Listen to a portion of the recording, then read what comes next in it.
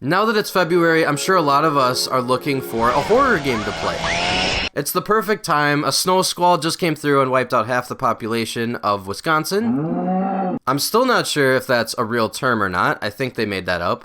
I haven't had much to do. Every day Elden Ring isn't released is a day that I wish the snow squall claimed my life as well. But in the meantime, why not play a good survival horror game? Now, what exactly is horror? A lot of us in the gaming community would say that it's a game that makes you shit. But horror is such a broad term. Horror? Horror? Am I just saying horror?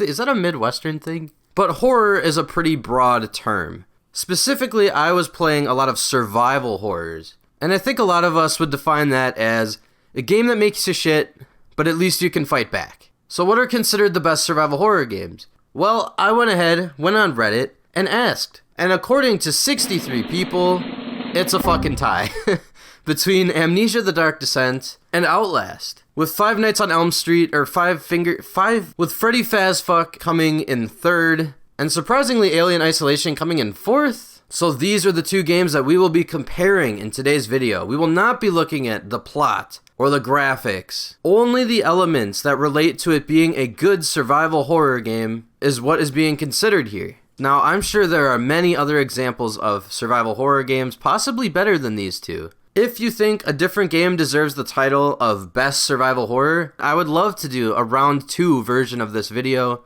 But as for today's topic, let me go ahead and give you guys my opinion on which of these games is the better survival horror. Amnesia: The Dark Descent was first released in 2010 for the PC. You may remember a certain YouTuber who famously befriended a barrel and a golden statue, and who frequently ruptured my eardrums.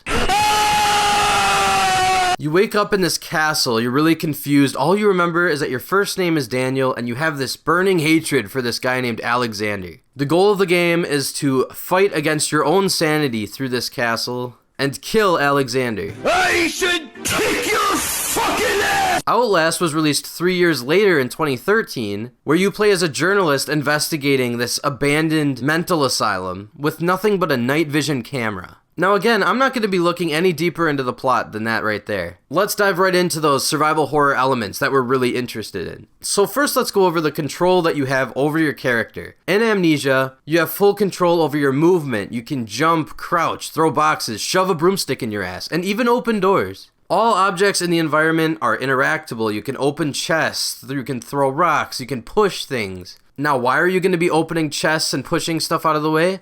Because you are going to try to find oil. Just do not tell the US I said that. You need that oil to fuel your lantern, because all you have separating you from the darkness is this hunk of shit. The more disturbing things your character witnesses, or the more time you spend enveloped in the darkness, the lower your sanity meter will drop, and the harder of a time you'll actually have controlling your character. Your screen will shake, it'll be harder to move. It really does feel like you're losing your mind, or at least it makes you feel like you want to vomit. The game also features some jumping puzzles, and the platforming is surprisingly precise for a horror game. So during those segments of the game, it's not frustrating at all. They can actually be some of the most satisfying parts of the game, but that doesn't relate to the horror as much, so I don't want to go any further. Now, similarly in Outlast, you have a lot of control over your character. You can jump, crouch. You can actually open doors at certain speeds based on holding down the X button. It's neat for like simulating, opening your door slowly at 3 a.m. so that no one hears your door creaking open. But other than that, there's really no use. I think there was only one part of the game where it could be used, and it's still not necessary, but it's still cool to have that level of control anyways. There was also a hiding mechanic. Now, Amnesia, I didn't really mention this, but when you're running from a monster, you have to hide. You close the door behind you, and you jump in a closet, or you physically crouch behind a barrel. In Outlast, however, this is actually done by pressing the X button. You can hide in lockers, you can hide under beds. The monster that enters the room might actually start looking in other lockers next to you or under beds. It's really tense, only the first time though, because then you quickly realize that the monster will never find you in your hiding spot. They will check the locker next to you every time. They will not open the one you're in. Now, I was playing on hard mode. There's 2 difficulties higher, so maybe they do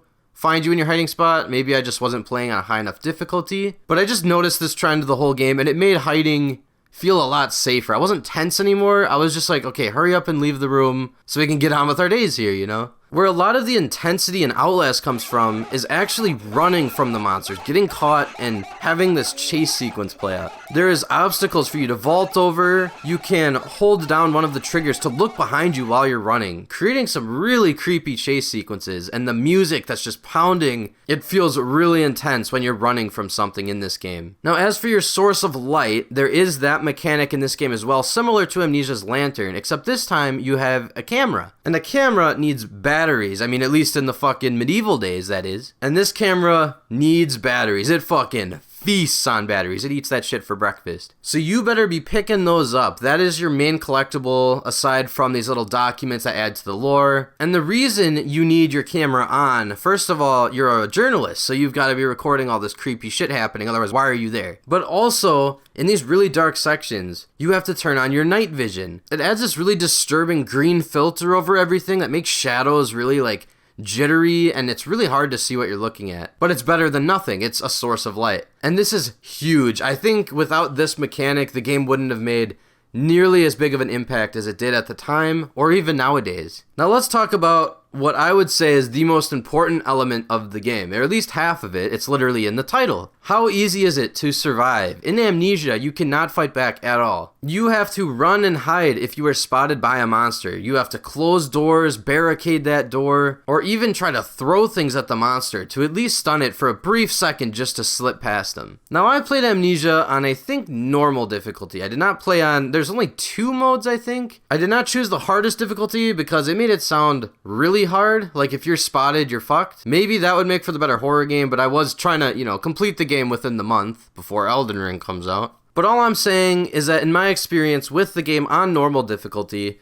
the monsters are really easy to avoid. The only time you will get caught is when you're bored of fucking crouching in the corner and you just start running. That's what I did a lot of the time. You have a health bar, so you can take at least 2 hits before you die, at least from the grunt monster. There's a different monster that one-shots you, but that's only in the last half of the game. So death is rare, and the game has this autosave feature, where even if you do die, you do not go back very far. It's kind of like a mild inconvenience when you die. So is it easy to survive? Yeah, it's very easy to survive. Personally, I found the puzzles of the game a lot harder. These are the sections where I really had to take my time. And unfortunately, a lot of the puzzles, there's no monsters in these sections, so you're just solving puzzles. It almost felt like a Nancy Drew game, solving mysteries rather than a survival horror. So on to Outlast. You also cannot fight back in this game. You have no weapons. You will be crouching from hiding spot to hiding spot. The enemy has a certain route that they will follow, and you have to either follow close behind them or crouch behind a barrel, wait for them to pass. A lot of times you can't just straight up sprint past the monster. You do have to use your brain a little bit more during the actual horror sequences in Outlast compared to Amnesia. In terms of difficulty, like I said, I played on hard mode. The only real difference I noticed on hard mode was a lack of batteries. You had to really spend time looking for these things, or you'll go blind. You can't see anymore. There was a certain section in a courtyard where it was really black. I think it was literally supposed to be the darkest part of the game. I had 0 batteries. I couldn't fucking see. But other than that, the monsters didn't feel too much smarter. I did play the game twice, actually. Once on hard, once on normal. And I didn't notice too much of an AI difference. Let's dive into that. That's a whole nother point that I wanted to bring up. And Amnesia, they're dumb as fuck. They're stupid. It's the equivalent of the Skyrim shop vendor having a bucket over their head. As long as their line of sight is broken, they can't see you. There are only 3 types of enemies in the entire game, literally. There's an invisible water creature. There's a gatherer. This is the most iconic one. He's actually pretty scary as well. I really love this design. And then there's the aforementioned brute, which can one-shot you, and it appears later in the game. Gameplay-wise, obviously it's the scariest because it can one-shot you, but design-wise, I would say less scary than the other 2. But that's it. It really needed more, because once you've seen these 3 enemies, it just doesn't have any impact anymore. Especially late game. They throw so many of these creatures at you. Sometimes there's 2 of the same creature in the same corridor. They just feel less special, especially because the models themselves all look the same. And one more thing, I guess this kind of falls more into the AI again, but if you get caught by a monster and die, and you reset the game, it refreshes at your last autosave, the monster will often just disappear. It's almost like you're rewarded for dying. It's like the game designers just went, oh, you're too fucking stupid to get past this monster, so let's just clear the way for you. In Outlast, I'd actually like to talk about the enemy design first, because I think this blows Amnesia out of the water. Chris Walker is the antagonist, I would say. He's chasing you for most of the game. He's just big brute. There are these twins that are completely naked, by the way, that are really quiet, and they stealth walk towards you in the darkness. They don't break doors open. They slowly open them. Those sections of the game are masterful. So scary. I love those moments. And finally, there's this deranged doctor who actually adds a bit of like comic relief for me almost. There's this really grotesque scene where he cuts your fingers off, but other than that, I just found him really funny. For some reason, just his dialogue, just an insane old man. I don't, maybe I'm a fucking masochist or something, but... Now, this isn't exactly an enemy design flaw, but I did notice that all the NPCs, enemy or not, had a lot of the same faces. They reused a lot of assets in this game, character model-wise and also just asset-wise. Now, I get it was an indie horror, but it just felt super noticeable. So take this with a grain of salt. This isn't a huge complaint, but it is noticeable. Now, in terms of the AI, unfortunately, it feels pretty similar to Amnesia. It's super predictable. This is a fault of both the AI and the level design. Over and over and over, your objective will be to activate the 2 valves and then return to the main area. They could have at least like changed the valves to something else, like maybe pull 2 different alarms or approach 2 different generators. Godzilla is approaching the generator. The generator is losing power. Godzilla is approaching the generator!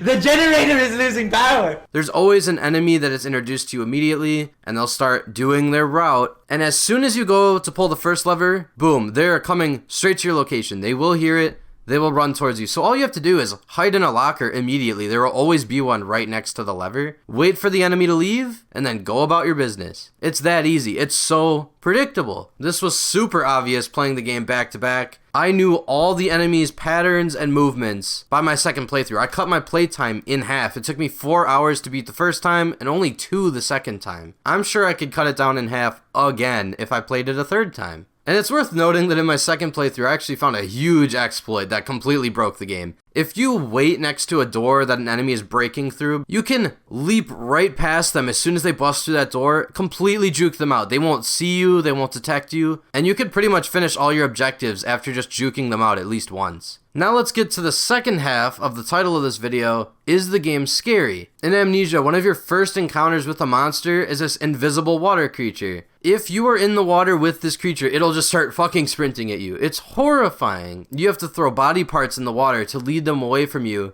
then quickly run and turn a valve while it's eating the body part, and then quickly crouch through a gate. It's just really suspenseful. Really great encounter. There's a prison section where there's just all these gatherers running around. It's kind of like a labyrinth. It's just very dark, a lot of corners. But once again, once you realize how exploitable everything is and how stupid the AI is, it becomes far easier and therefore a lot less scary. The horror part of Amnesia mostly comes from its world building and tension. As far as the horror goes, not a lot of it comes from the monsters or like running from the monsters, surprisingly. Something I will give this game a ton of credit for is there is 0 jump scares. All the horror, again, is tension or not having a lantern in a really dark room. Nothing will ever jump in front of your screen. There's not a whole lot of like loud sounds. Actually, a lot of the sounds are just subtle ambient noises that are kind of playing with your mind a little bit. A lot of it's psychological. One really confusing aspect is at the end of the game, a lot of enemies just straight up disappear. They're just not present anymore. So many rooms of just puzzles and gathering items. It's like, where's the enemies? There might be one that's just super easily avoidable. But I question if it was a budget decision or maybe they had a creature designed and then cut it last second. It just felt really empty. So let's move on to Outlast. There are some nut clenchers here.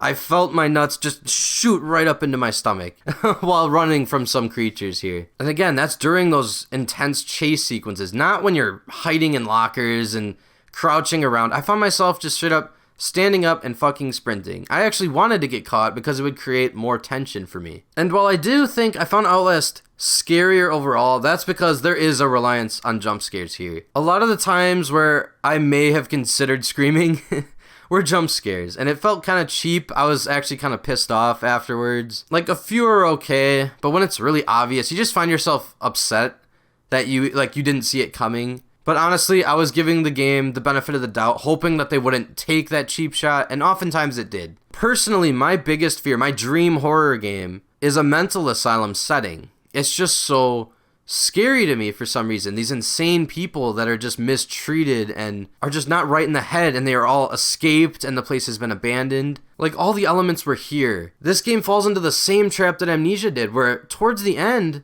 there's a surprising lack of creatures, or at least new enemies, and it kind of throws tension out the window, and it just goes for action. Both games became an action game by the end. You just feel like Rambo. Without spoiling anything, or even going into the ending, like, plot, not what I expected. They should have kept everything to the mental asylum setting, left it at that. The mental asylum, bunch of crazy people, crazy doctor performing experiments, boom. Fucking horrifying. And again, that night vision is so good. It is the icing on top of the cake. If this game didn't have that, it would be average. I would say Outlast is the better survival horror game, but I find myself liking Amnesia as like a general horror game much more, or just a game in general actually. Amnesia's tension and sound design and even the story, although it wasn't talked about a lot here, just fit the theme a lot better. It's really a world that you're scared of, you don't want to be in. Maybe that's just me personally. I would love to hear what you guys think in the comments. If you would like me to compare one of these games to a different survival horror game that you think would be better or worse, then please let me know. I'd love to do a round 2. I have a whole list of ideas that I would love to compare games on, such as which game has a better simulation, which game has a cooler side character, and which game will bring my dad back. Most importantly, remember this is all my opinion. Take everything you've heard with a grain of salt. Rather than liking or subscribing or any of that jazz, leave a comment. Voice your opinion. I would love to kind of talk back and forth, because I really do want to know what the larger majority thinks of this topic. Like, which game do you guys think is better? Anyways, hopefully I'll catch you in the next one. See you all in Elden Ring.